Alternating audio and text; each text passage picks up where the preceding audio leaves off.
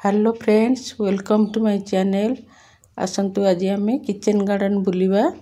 Kitchen garden रो किछि tips भी देबी। आमर बगीचारे मु कौन कौन गछ लगेछि ता देखिबा। बर्तमान मुझे दांड द्वारे किछि फूल गछ लगेछि।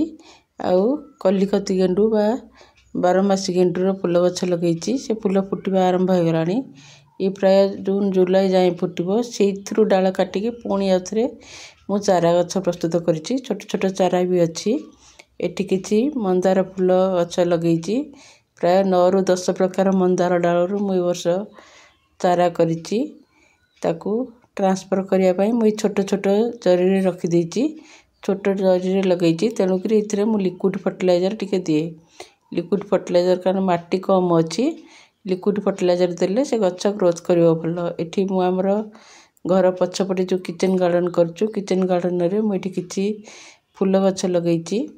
मु ए फूल प्राय कार्तिक मास मार्गशीर मास 2-3 मास होला इथरु फूल तोळा होछि। गेंडू गछरु अधिक फूल पाइबा पय हेले गेंडू गछर फूल गुडीक तोळी देबे। आ मझिरे मझिरे किछि सोरिष पिडियार लिक्विड फर्टिलाइजर पानी प्राय अधिक देबा गेंडू गछ देहेबाक पड़थाय। पानी फूल रे न देकी मूल रे सब बेले देबे। एठी किछि मु बैगन गछ लगेछि। बैगन गछरे किंतु कम पानी दरकारे। 8-10 दिन रे थरे पानी देले बैगन गछ पय सफिशिएंट। कारण आम बगीचा रे कम खरा पड़े। सेति पय मु 8-10 दिन रे थरे बैगन गछरे पानी दिए। पानी देला रे एका संगरे मु किछि न किछि लिक्विड फर्टिलाइजर मिसै के पानी दिए।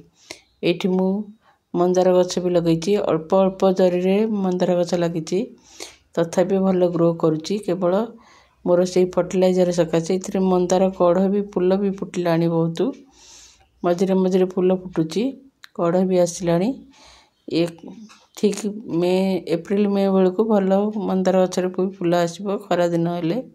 एटी किछि मु टमाटो गछ लगेछि। टमाटो गछ प्राय मु मासे डिस्टेंस रे लगेछि।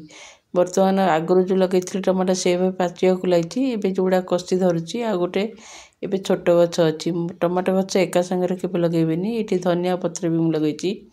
धनिया पत्र कोसला शाग जहा भी हबो आपण एका संगरे लगेबेनी। एटी मो बाल्टी रो हार्वेस्टिंग करथिले हळदी आंब कसी अदा ताकू भी रखिछि। ताकू धोई के एटी सुखै दिछि किछ समय पय। एटी लंका गछ बैगन गछ किछि लागिछि।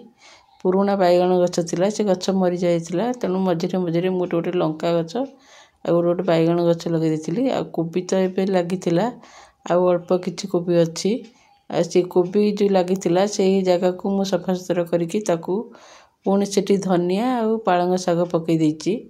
हळदी आंब कसी अदा जो मु खोलिथिली से जगह को भी मध्य 4-5 दिन खरा खुआई देकरी सेठी किछि शाग मंजी बुणीबी। खरा दिन पय शाग मंजी निहाती दरकारे।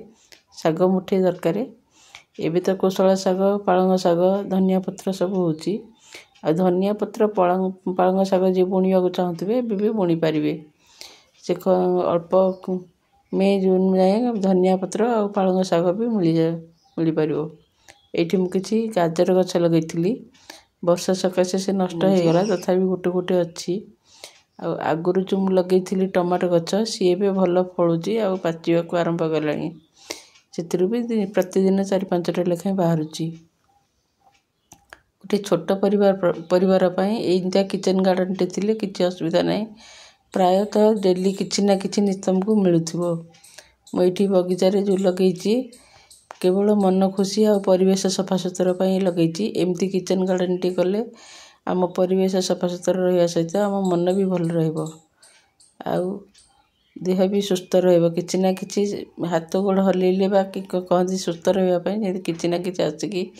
किचन गार्डन रे आमे पानी दबा गछ रे टिके गछ मूल खुशिबा कि जे कौन से टिके काम कले मनटा खुशी रहे। प्लस देह भी भल रहइबो। वर्तमान मो किचन गार्डन देखले जदि भल लागियो मो वीडियोटी ताले लाइक और सब्सक्राइब करिवे। जय जगन्नाथ संग माने रहिली।